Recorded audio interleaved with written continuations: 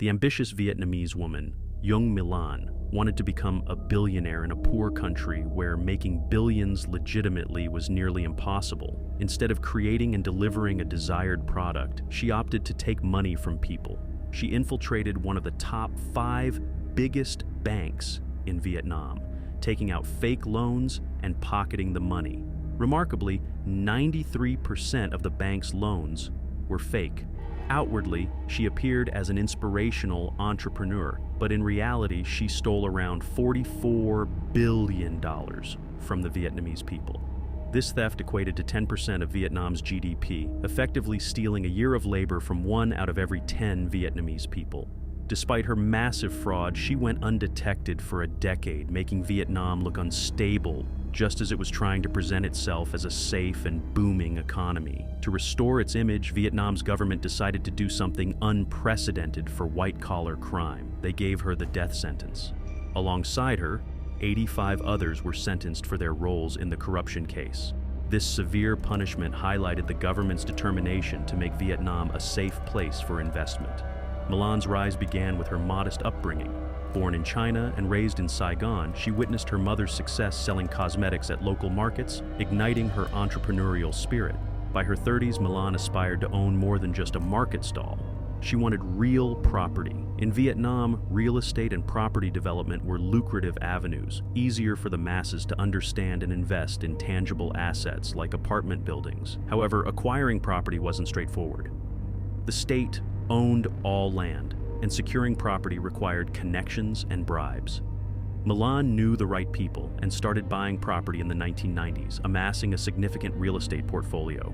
Her marriage to a real estate tycoon in 1992 further expanded her connections. By 2011, she was one of Vietnam's most successful business figures, but her ambition didn't stop there. To reach the next level, she engaged in unprecedented levels of bribery, corruption, and fraud.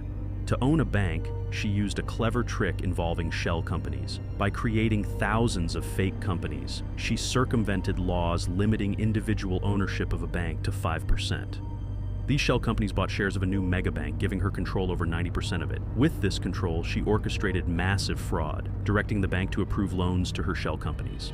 This allowed her to steal between $12 and $48 billion over a decade. Her scheme went unnoticed due to extensive bribery. Bribery is deeply woven into the fabric of Vietnamese society, and Milan paid bribes to many people to keep her fraud hidden.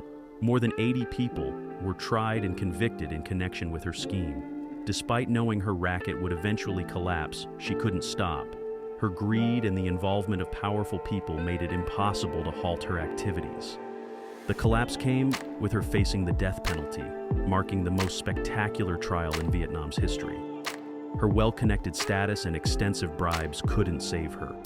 The Vietnamese government wanted to make an example of her, showing the world they were serious about combating corruption. Her death sentence was meant to restore trust in the Communist Party's leadership, which had built its legitimacy on economic performance. Milan's execution was heavily publicized to demonstrate the government's resolve in eliminating corruption. However, this narrative masked deeper issues. According to sources, Milan accepted her sentence to protect others involved in the scheme. The true beneficiaries of the stolen billions remained hidden, and her fall protected them.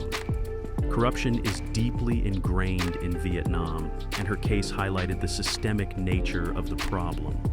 Historically, corruption has been a significant issue in Vietnam.